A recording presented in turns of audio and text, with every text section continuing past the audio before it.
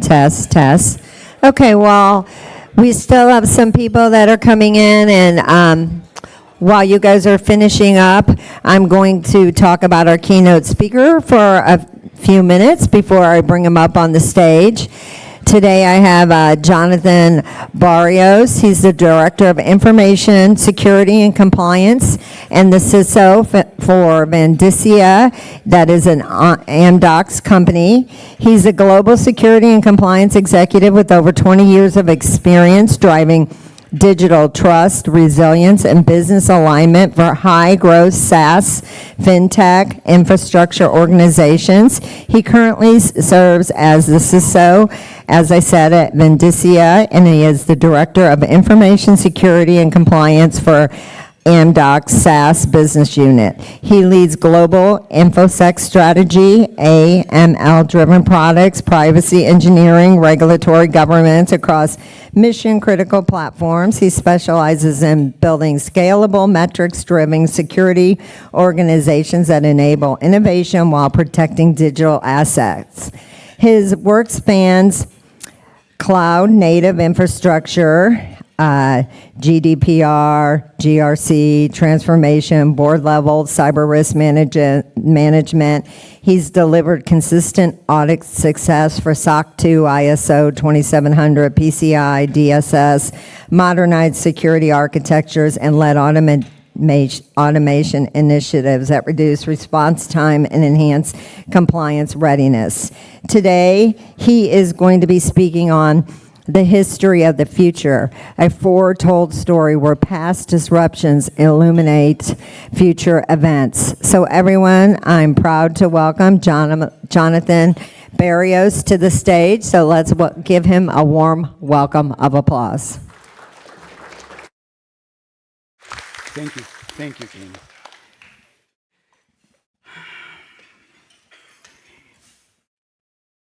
In the early 1990s, we saw the culmination of the ARPANET to give way to a new technological disruptor, the genesis of online technologies, the internet.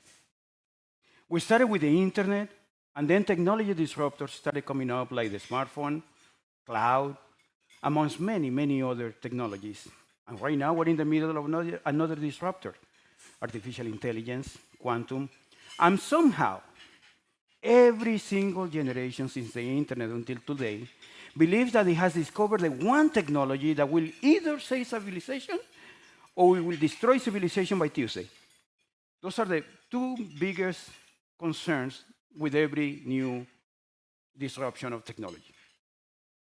As it was said, my name is Jonathan Barrios. I am here to give you a little history lesson that you can probably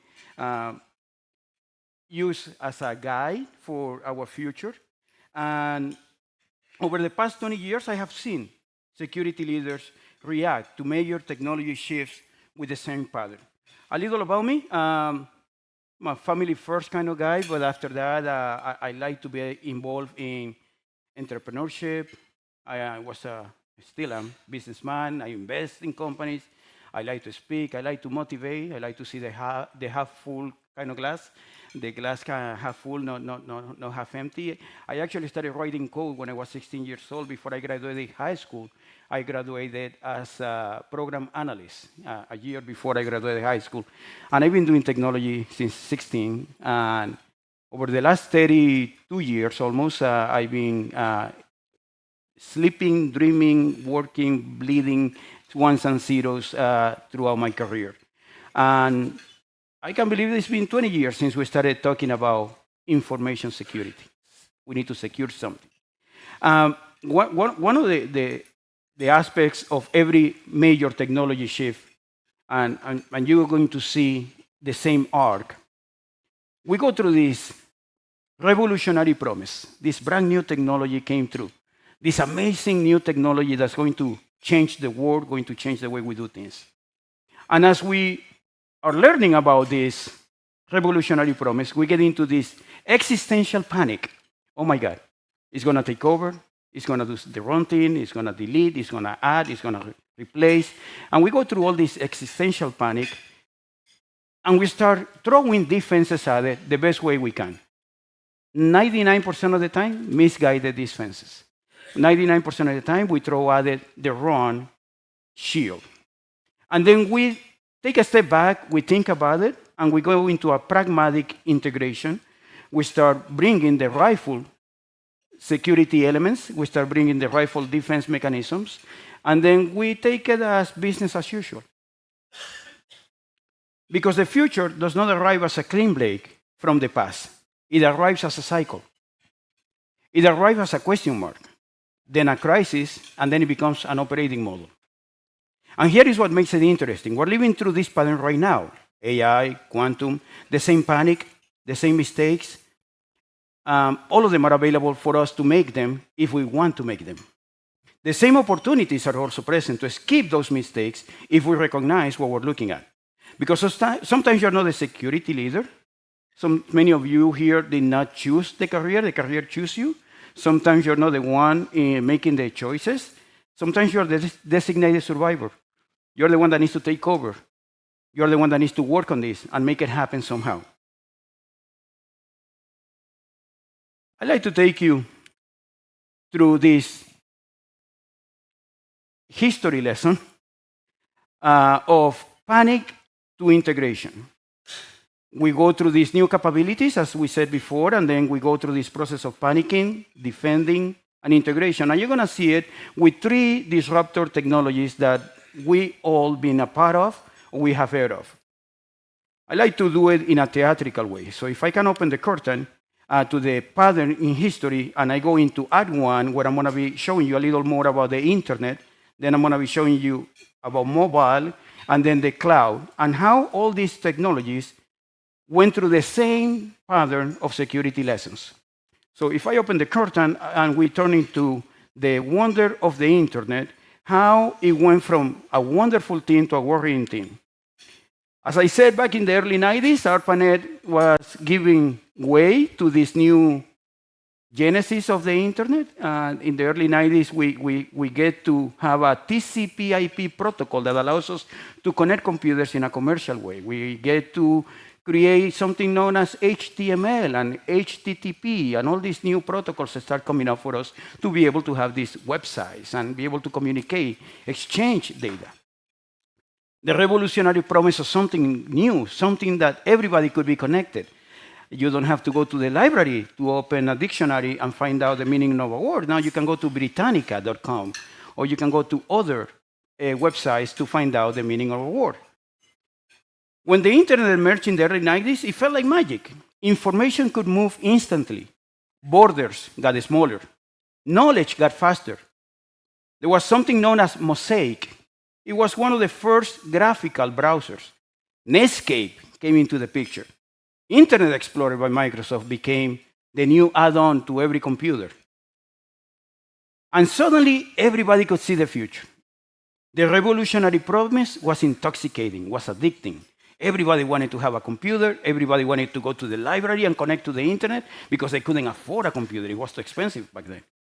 There were no laptops yet. Information was free. Global connectivity, e-commerce. There is not more distance between me and what I need. We were going to transform society. It was wonderful. And then in 1995, existential panic. What do you mean e-commerce? What do you mean I need to put my credit card on the website? What do you mean you need to have my address on that form? And we started questioning even the banks. What do you mean you're going to create an online banking? I don't want that. I want to continue using my checkbook register to keep track of my transactions. I don't want you to keep track of my personal finances online. I don't want you to create a profile for me. No, don't do that. The headlines in 1995 on the newspapers were, nobody will ever shop online. Credit card theft will be rampant everywhere. 1996, e-commerce is fundamentally insecure. Hackers will steal everything. 1997, the headlines were, the internet is anonymous chaos. We can control it. People were asking whether this network would break trust, destroy privacy, overwhelm institutions. They worry about safety. They worry about identity. They worry about control. And the fears were not irrational.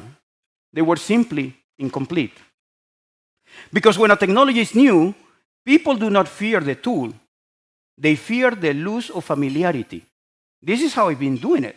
This is what I've been used to. This is what I've been touching or using, and now you want me to go into this new tool that I'm not familiar with. So what did we do?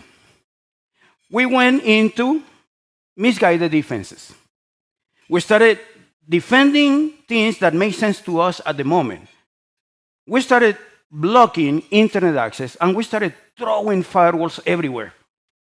I think Cisco became Cisco thanks to our buying of firewalls back then. There were millions of firewalls everywhere. And the firewall to the firewall, and the DMC, and the intranet, and the firewall to get into the internet, there were firewalls everywhere. We were blocking TCP ports. We were blocking ports that were insecure. We were blocking access at the firewall level. We spent billions of dollars on firewalls, and then we trained people to never click on links. We treated the internet like a contaminated zone that had to be contained. We tried to block, we tried to restrict, we tried to slow down, we tried to contain, and none of it worked. Because the real threats were not coming only from the outside perimeter. The real threats were coming from the inside, from the trusted employees, from the contractors, from the business partners. The perimeter model was solving a problem that did not exist on the inside. The internet did not disappear, it just kept growing, and it forced us to build better standards, stronger practices, more mature governance. All of a sudden, a pragmatic integration, a shift came through. We took a step back and we said, how do we fix this? Around 2005, that pragmatic integration became what we know today as defense in depth. Something new, something revolutionary. Oh, another way to think about how to defend. Defense in depth, that's really cool. Oh, you mean encryption standards? We should encrypt HTTPS. We should have a 443 connection instead of 480 connection. We should go into this compliance standard. Credit card companies got together and say, wait a minute, we need to do something to protect cardholder data. Payment card industry data security standard was kicked off around 2006. PCI version 1 became a standard that many people wanted to follow. SAS 70, the precursor to the famous SOC 2. SAS 70 Type 2 was the precursor to what we call today SOC 2. We did not make the internet acceptable by pretending it was harmless. We made it acceptable by making it manageable. By 2005, we had figured out how to do e-commerce securely, not because we blocked the internet, but because we learned to enable it with the right controls. This cycle took about 5 years. We went from the revolutionary promise back in 1993 all the way to the existential panic in 1995, the misguided defenses through the 2000s, and then a pragmatic integration during 2005. And then the pattern started to repeat again. Let me take you to the next one. A smartphone. All of a sudden, we have this famous CEO, Steve Jobs, walking into a stage, pulling out an iPhone out of his pocket, and the famous words, this device has no keyboard, this device has no stylus, this device is just a screen. It was a breakthrough. It was a computer in your pocket, a camera, a browser, a map, a wallet, basically a workplace, a distraction machine disguised as a convenience. The revolutionary promise was obvious within weeks. There were apps for everything. I remember myself downloading Super Monkey Ball just to see how it would work on the screen, how it would move the phone and play Super Monkey Ball. There was another one called Ball in a Cup. There was this cup, there was this ball that was outside the cup, and you had to move the phone to make it fall inside the cup. That was one of the first apps that were created back then. The revolutionary promise was obvious within weeks. You were always connected. The line between work and personal life started to blur in ways that we still cannot yet imagine.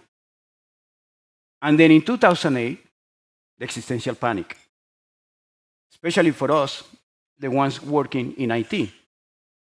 What do you mean corporate data on your personal device? Remember that Apple, back in those days, was not considered an enterprise tool. The closest to an enterprise tool was graphic designers. They would use an Apple because Apple had the powerful capabilities to do graphic design. But that was it. You wouldn't use it as a corporate device. That would be either your personal device or a graphic designer device in an isolated network. What do you mean you're going to put corporate data on your personal device? This is a security nightmare. How am I going to protect that data? New terminology started bringing concepts and one-liners that we didn't have before. BYOD, bring your own device. When the CEO came into the company and said, I bought me an iPhone and I want to have my email on the iPhone. And we started looking at each other like, how am I going to protect that? What do you mean you want to put the company email on your phone? How can we secure a device that we don't own? How are we going to keep people focused on what they need to do? How is privacy going to be handled? How am I going to protect the office?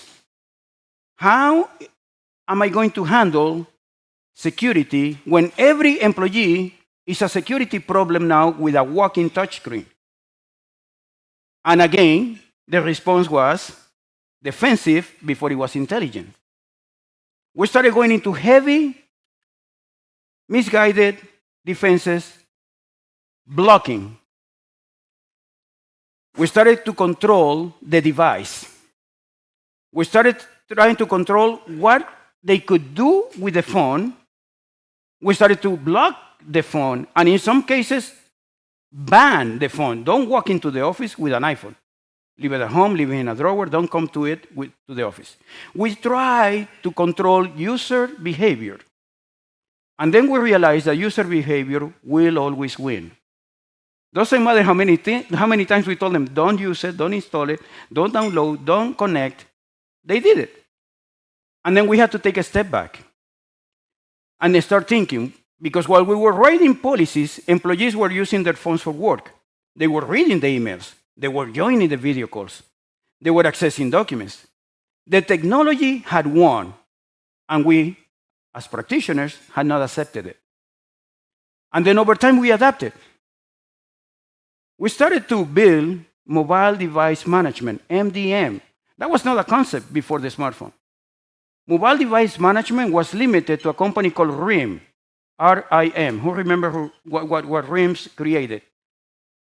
The what? I couldn't hear you, I'm sorry. The BlackBerry, that's right, that's right.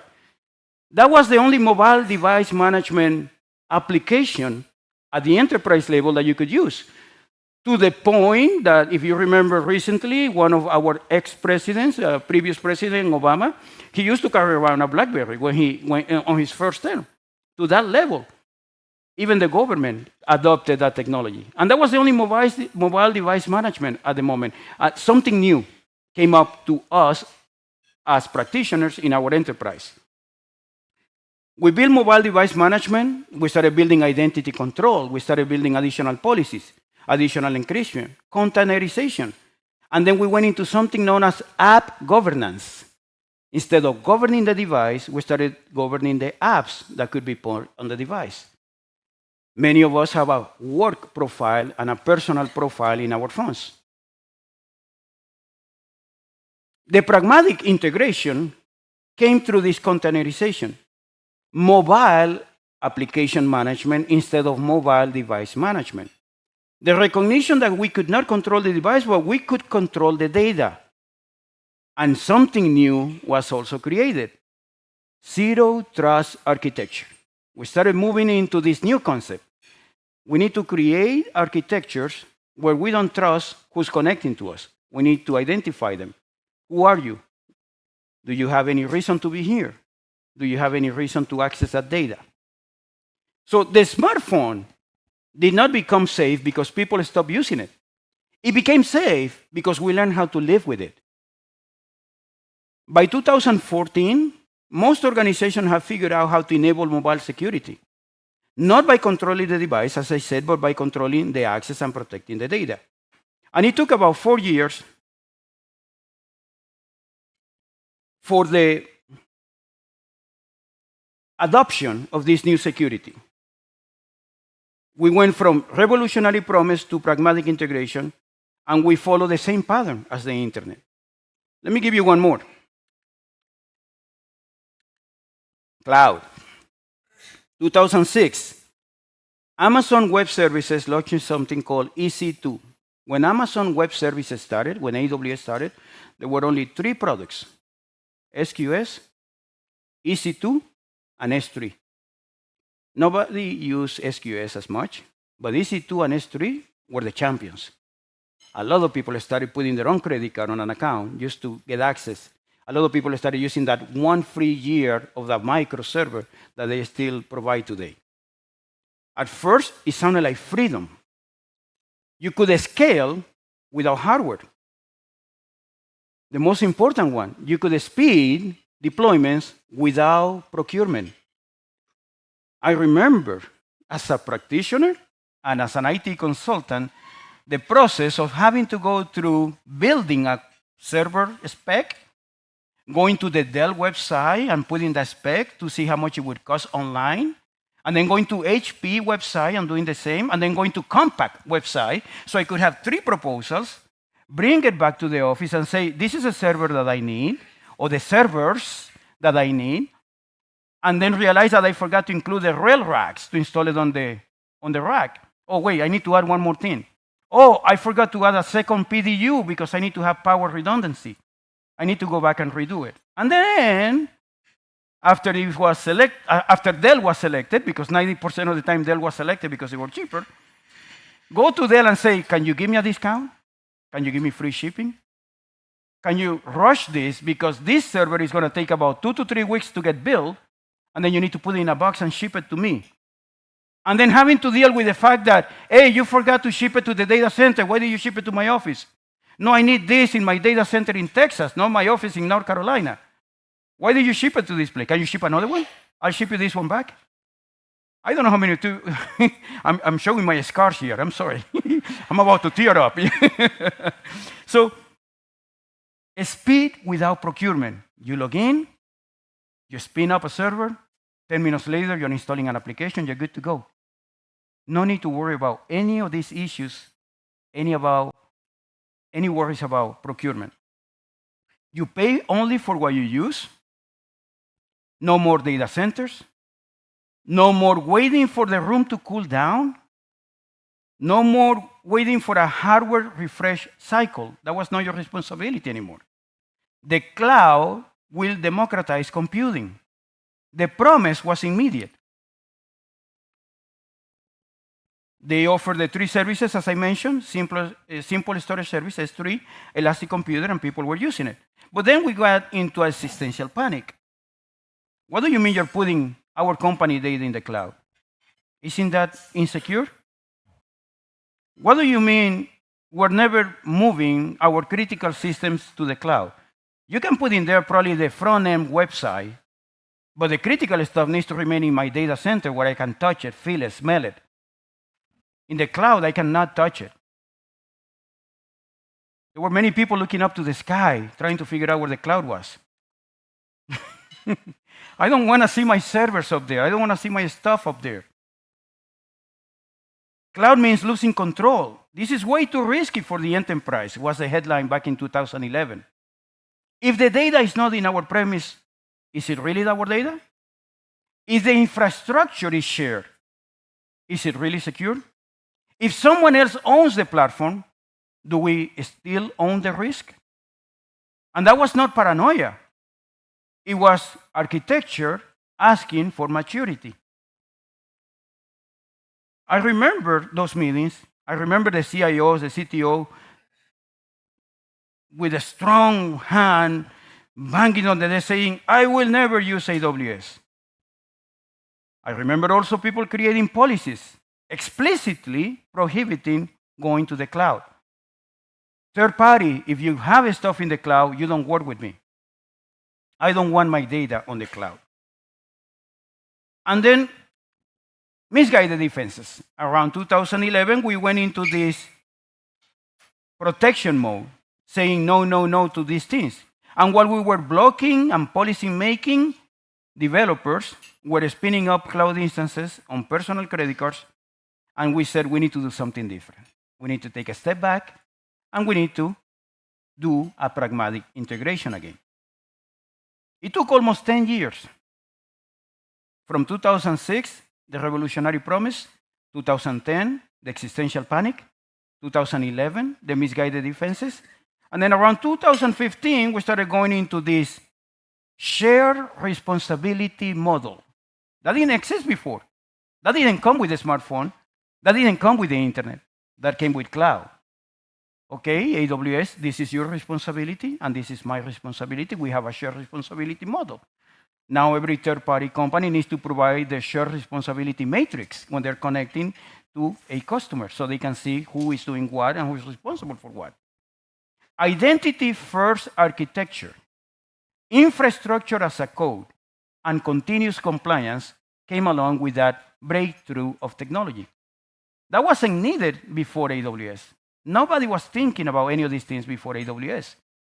And we went through that existential panic, and then the pragmatic integration came into place. Cloud became acceptable, not because it was less disruptive, but because we developed the discipline to operate it responsibly. By 2015, we had figured out that cloud was not less secure than on-premises. In fact, most organizations, it was more secure. And it wasn't because we blocked it. It wasn't because we were throwing firewalls at it. I remember being on audits with the auditor asking me, what is your firewall in the cloud? I said, well, there's no firewall. There is this concept of security groups. Yeah, but that's not the same. I go, well, I think we might need to coach you a little, Mr. Auditor, because it's a little stronger if you look at it. It's like every server has its own firewall. Think about that. And the replies were so interesting from the auditors because they were learning how to make compliant a cloud environment that they had never touched or seen before. And once again, it took about 5 years to go from that promise, the revolutionary promise, to this pragmatic integration. The timelines nowadays are getting shorter. From the internet to the e-commerce, it took us about 5 years. The problem was real. The solution was on new security model, not blocking the technology. When the smartphone came about, it took us about 4 years to go from we don't know what to do to protect the data instead of protecting the device. Once again, the problem was real. The solution was data-centric security, not device control. Cloud computing, the problem was also real. The solution was this shared responsibility model, identity-first architecture, not avoiding the cloud. Every cycle, the timeline gets shorter. We're learning faster. We're still making the same mistake, by the way. Phase 3. I go back here a slide. Phase 3, misguided defense. We're still making the same panic. The revolutionary promise, the existential panic, and the misguided defense and the pragmatic integration is what brings us together today. The present cycle. Let's stop talking about the past and let's come up to the front. The front, what's happening today, the present, AI and quantum are a whole new book in the same old story. Around November 2022, ChatGPT started launching publicly, and within 5 days, over 1 million users were using it. Within 2 months, over 100 million users were using it. It has been one of the fastest technology adoptions in human history. AI is the newest book in the same history. The promise is obvious. We heard a couple of the vendors today talk about faster analysis, better decision output, better decision support, less repetitive work. New capabilities that used to require teams now are happening at machine speed. AI will write our code. AI will handle customer service. AI can analyze our data. It can transform every knowledge worker's productivity. And the promise is extraordinary. 2023, AI will automate all cyber attacks. And we have seen it. They have been successful in countries, in companies. In 2024, prompt injection will destroy our applications, and we have seen it. It's possible. 2025, shadow AI is one of our biggest security risks. And then on the right-hand side, you can see the three top from quantum. 2020, harvest now, the crypt later, was already a phrase going around back in 2020. Adversaries are stealing your encrypted data so they can decrypt it later. 2024, all our encryption will be broken. Those were the news a year ago. You can take it. All our encryption will be broken. Q-Day is coming. 2025, they're talking about the quantum apocalypse. And 2026, right here, right now, we're watching the panic build. Underneath all of this, the same old tension. If a system can act, decide, summarize, recommend, generate, the real question is not whether it's powerful. The real question is whether it's governable. And I am watching organizations make the exact same phase 3 mistake that we made with cloud, mobile, and the internet. Banning ChatGPT at the enterprise level. Telling employees not to use it. While at the same time, employees are using it, and some of them are putting their own credit cards and creating their own personal accounts to see how they can do the work faster and better. Companies are buying AI-specific security products before understanding what risks they're actually mitigating. They're treating AI as a completely separate security domain instead of recognizing it is a data security issue operating at a whole new velocity. I am not diminishing the risk. The risk is real. AI can successfully exfiltrate data. AI can successfully be manipulated. AI decisions can be biased and wrong. These are legitimate concerns. But they are not new categories of risk. They are existing risks operating at a higher speed and a higher scale. And the hard truth for some of us is that AI is not a cure to our problems. It's an exposure event. It's a blue light. It's a black light, I'm sorry, not a blue light, black light. I'm reading my slides to make sure I get the right words. But it's a black light for our hidden biases. An AI-powered phishing campaign that used to take 100 hours now could take a few minutes. And that is the threat that everyone is panicking about, the speed. But AI-powered threat detection that used to take 40 hours of analysis, it could take now about 4 minutes, and that is the difference that many of us are ignoring.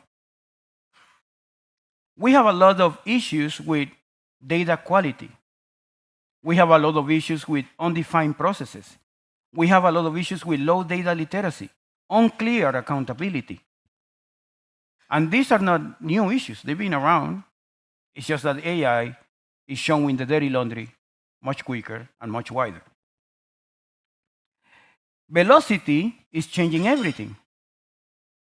Threat creations are moving faster, but threat detection can also move at the same speed.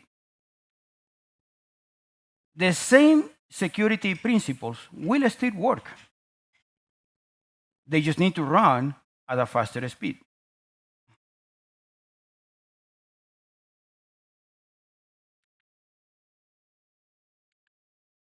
And then we talk about a little quantum stuff. I can do this without talking about quantum. And I like to compare quantum to the Y2K. Many of us lived through the Y2K. Back in the 1999, there was a famous song going around, the 1999 song. But aside from that, there were a lot of news about the millennium bug. There were a lot of news about what is going to happen to airplanes when the time changes from 1999 to 2000. Computers could read the last 2 digits as the 1900. That plane is going to shut off in the middle of the air and it's going to crash. Hospitals, machines are going to stop working. The crisis, was happening. The Y2K issue was not new in 1999. It was being talked about 3 to 5 years earlier that this is coming. But when 1999 came in, news, vendors, and half-empty glass people were looking at it like, this is an existential panic. We're all going to die. The planet is going to disappear because if all these computers go off, what's going to happen to us? Chaos is going to ensure.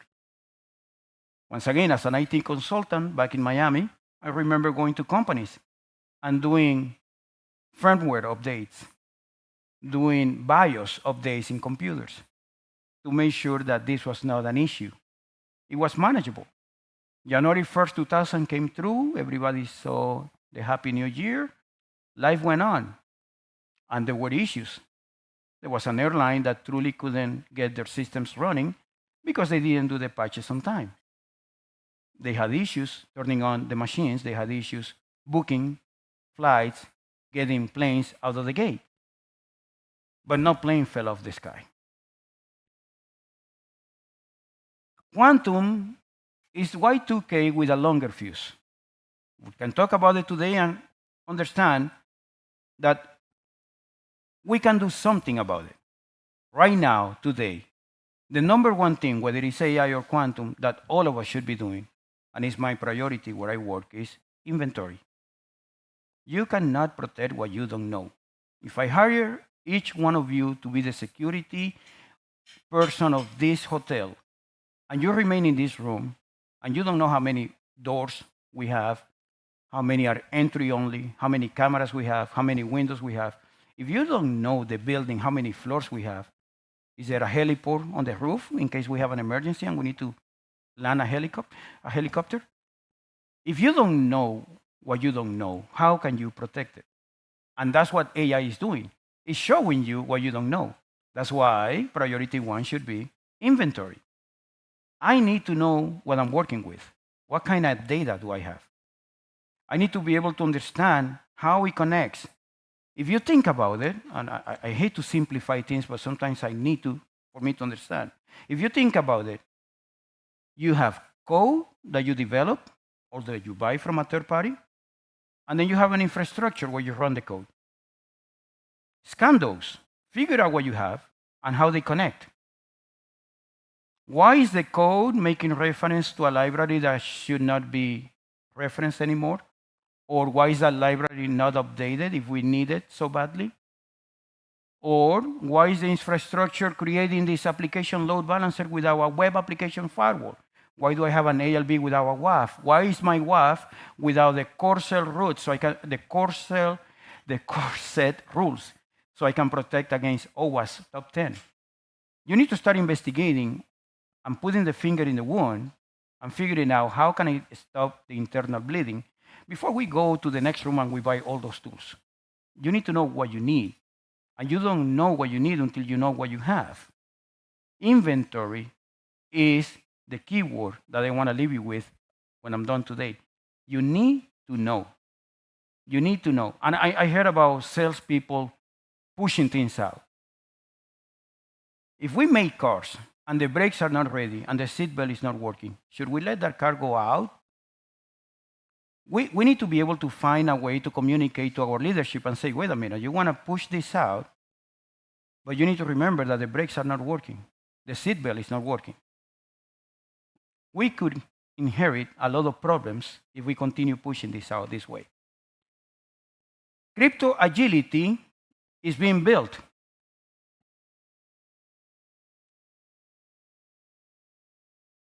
We need to have the ability to swap encryption algorithms without having to rewrite the entire infrastructure. We need to sit with our data analysts, our engineers, product people, or vendors, and figure out how we can boost up the protection of the encryption of our application, our data. Continue to inventory our long-lived secrets, prioritize which ones need protection first. And then we need to follow the emerging standards. We're not jumping ahead of them. We're not panicking. We're preparing. NIST has finalized some good preparations that you can read about and start planning how you're going to be migrating from insecure protocols to the secure ones.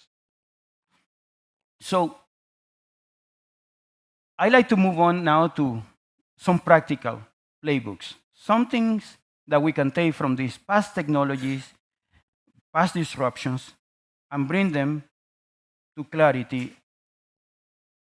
How did we actually overcome the internet situation? We stopped trying to contain it. We accepted it.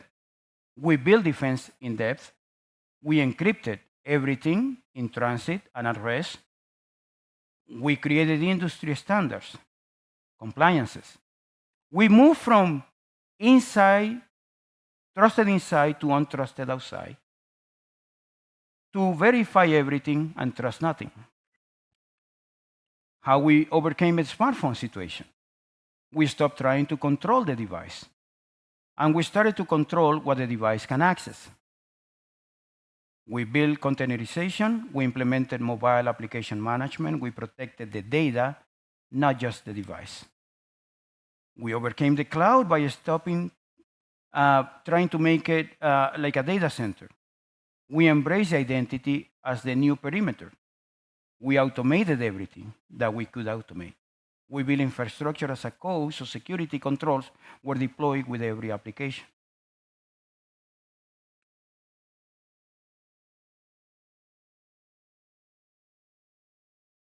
As you grow into your company, as you grow into your role, as you go back to the office, start thinking, what is it that you can do? Start thinking, what is it that you can bring to the table? And what are others bringing to the table? JP Morgan Chase built their own internal large language module. They call it Index GPT. They classify data, internal data, it's like their own DLP type of thing. They do data classification. They found out what data could not leave the infrastructure, and then they build capabilities to enable security around that data. Over 90% adoption of approved tools in the company, near zero shadow AI, and they did not fight the user behavior. What they did is they built a better alternative and made it easy for the users. That is pragmatic integration.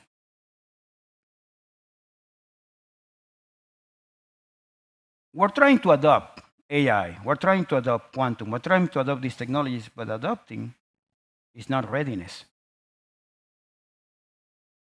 You need to be able to control, you need to be able to know the data, you need to know the tools that you have, you need to know the users that are accessing these tools, you need to know the boundaries of these tools.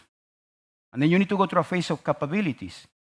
I need to train the people, I need to test the agents, I need to delay autonomy. You don't want an agent making decisions on its own without a human in the loop. And then you need to calculate the value, do pilots where you check quality, you check speed, resiliency. Designing an amazing agent that costs you $1,000 a year is not going to go well with the CFO. He's not going to approve that. So you need to make agents that are usable, agents that are going to be your junior in whatever you do in your company. And then you scale. You need to follow a practical map. Readiness means you control it first, you make it capable, you show the value, and then you scale it. What I like to do now is move from the history lesson to the practical aspect, because I don't like to just talk about history, but what can we do? And because we have so many different companies, industries, and different positions in the room, I'm going to speak high level, and then off the stage we can talk in details. But I like to start with what I call framework number 1, the 30-day AI risk assessment. Do not spend 6 months trying to write a comprehensive AI policy. Try to run a 30-day sprint. On week 1, you go through a discovery mode. You survey your teams. What AI tools are you using? What are you using them for? Because I'm sure somebody is not telling you what they're using, and they're using it. So make it a conversation where everybody can share and they don't feel insecure about it. You're going to find shadow AI everywhere, and that's fine. Visibility beats judgment. You want to see, don't judge. And then on week 2, go through a risk scoring model. Build a simple 2x2 matrix where you have business value on one axis, data sensitivity in another axis, high value, low sensitivity, enable with governance. Anything that's high value, high sensitivity, pilot with strict controls. Anything that's low value with low sensitivity, allow it with monitoring. Anything that's low value with high sensitivity, you might need to block or redirect. Then you can go into week 3. You can go into a control design for each one of those quadrants. You can define the data boundaries, the output validation, and the monitoring requirements. And then on week 4, you can do a rollout. You can publish the guidelines, not policy, guidelines.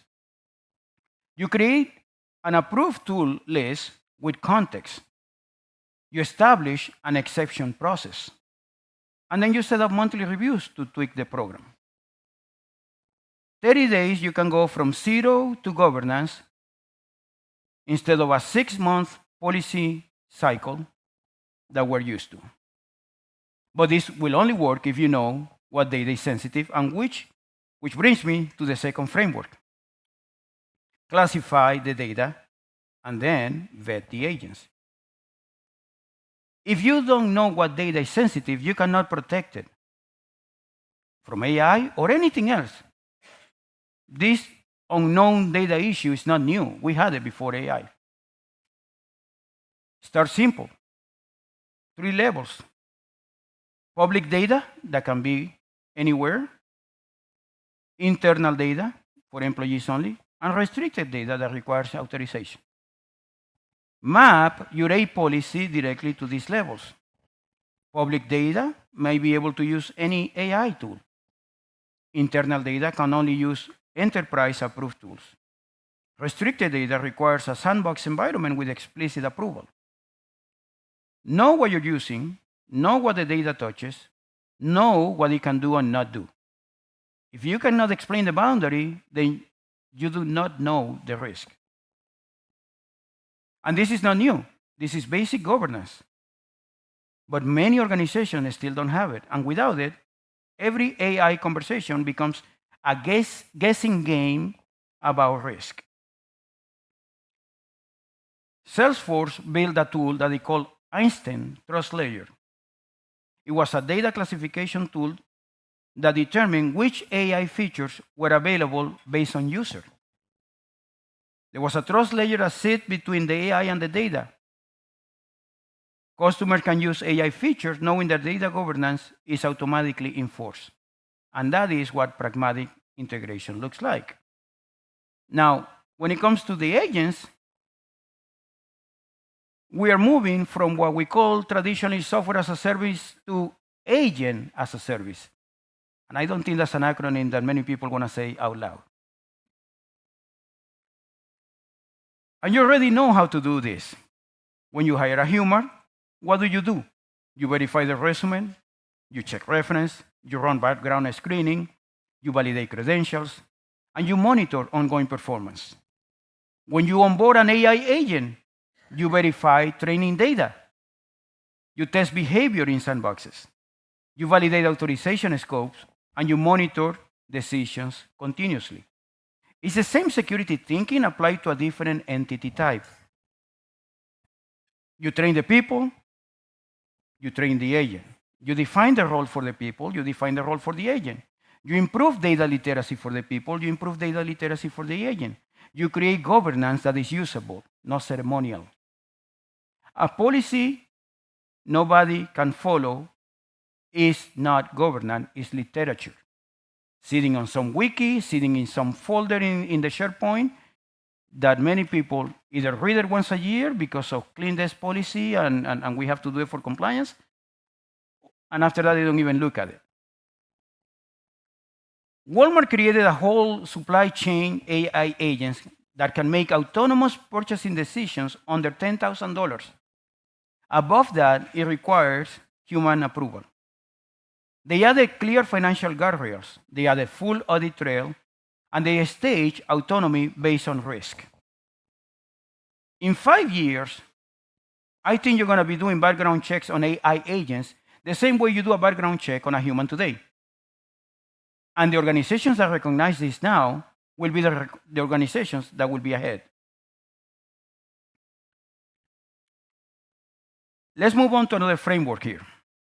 Crypto agility is the quantum playbook.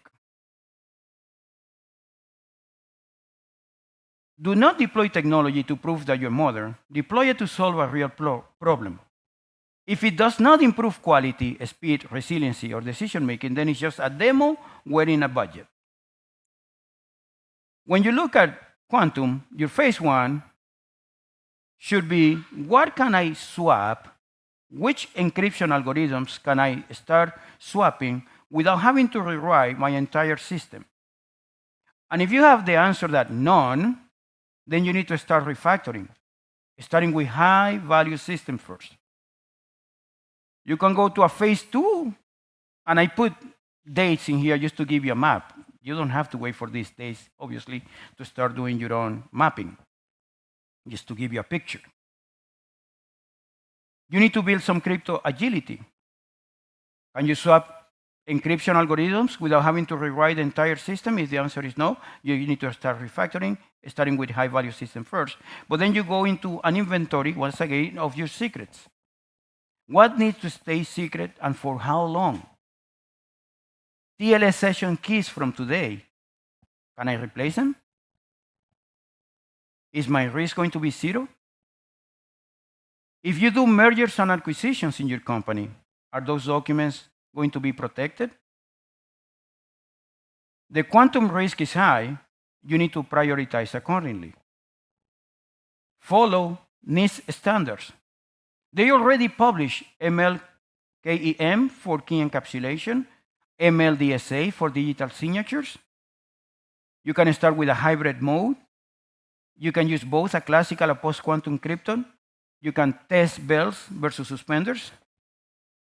And you can do a gradual migration based on your inventory and your highest priority. Move to the medium priority and then end up with the low priority. And then you scale. Not before doing this. Because a scaling broken system will only give you bigger broken systems. Quantum is not a rip and replace project. This is not a matter of replacing hardware. It's a 5 to 10 year infrastructure modernization program. And you need to budget accordingly. If you had to go back and write a budget for the next 5 to 10 years, think about putting quantum as number one on your list. One of the things that Google did a few years ago, they built crypto agility into the Chrome browser. That way they can swap TLS ciphers without having to rebuild the whole Chromium or the whole Chrome source code. There was no browser rebuild required. When post-quantum crypto becomes mandatory, they're ready.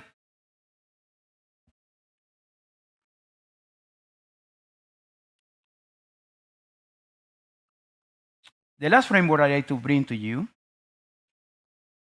compress decision cycles to match the velocity. The CISO in your organization cannot be the approval gate for every operational move. The old model requires that a threat that was identified went through an analysis that could take days, went to a committee review that could take weeks, and then decisions could take another week. You could go from 6 to 8 weeks in total in the old model. The new model should be threat is identified, automated analysis takes a few hours, risk owners decide within a day, automated implementation takes hours.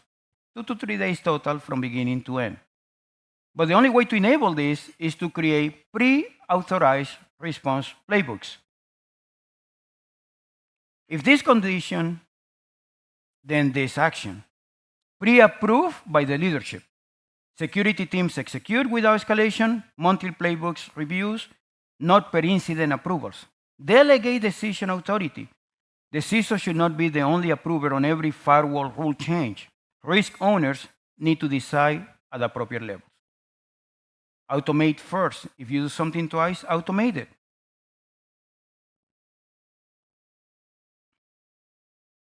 But how do you bring this to your approvers? So I wanted to give you a little bit on board communication and how to lead the conversation.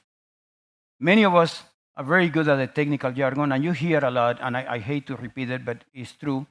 You need to talk the business language. All of you have a business to run in different ways. But the people that approve the money, the people that approve the things that you're asking for, don't understand, and I put some examples in there. Do not lead with, we're deploying incident response SOAR platform with automated playbook execution and mean time to contain. Please, make it more understandable for them. We are compressing our breach response time from 6 weeks to 3 days, which will reduce the potential data exposure by 80%, and it will cut the average breach cost from $4 million down to $800,000. And then you get the attention, you get the ears, you get the eyes, the checkbook start opening. People start considering that as a value and not a drag. Do not lead with what implementing zero trust context, aware, adaptive, access control, and all these fancy words. We're ensuring that AI tools can only access the same data our employees can access, preventing scenarios where an AI assistant becomes a backdoor to restricted information. Give the board 3 numbers: risk reduction, business enablement, and spend efficiency. Wrapping up, you can spend it 3 years in phase 3. You can start blocking technologies that have already won, or you can skip to phase 4, recognize the pattern, build the controls, lead instead of react. You are the designated survivor. And designated survivors do not panic, they prepare. Recently, we had an issue at the correspondent dinner where somebody broke in. You probably saw the news, trying to, kill the president and the vice president, as many people as. And one of the questions in the news was, who was the designated survivor while the president and the vice president were sitting in this dinner? And the response was, well, we didn't go through that mitigation plan because there were others that could take government leadership if something were to happen. We didn't have a designated survivor, but designated survivor is a real situation in the government. There is actually a TV series about it. That's pretty cool. But you are the designated survivor. Turn to the one on your right and tell him, you are the designated survivor. And the one on your left, tell him, and you're here to help me. Yeah. Pick one thing. Monday morning, you come to the office. What do? Pick one thing, something small, something that you can govern. Actions beat big, anxious theaters. Actions will beat big, anxious theater. One AI case to pilot, one system to make crypto agile, one decision cycle to compress, or one board metric to start tracking. This is how you start. This is how you lead. The future is here. By the way, I asked AI to create an image based on my talk, and this is what they came up with. I have 18 pages that I wrote, and I said, how will you put this in a picture? And that's the picture that came up. We need to go from chaos to clarity. We need to make sure that we adapt, innovate, secure, enable. We need to lead. We don't lead by noise. We don't lead with anxiety. We need to lead with the technical knowledge that we have earned through the years. Thank you.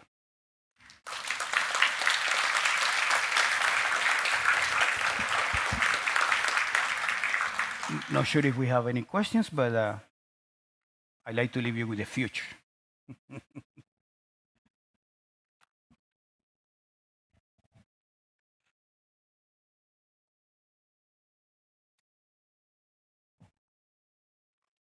Awesome. Thank you.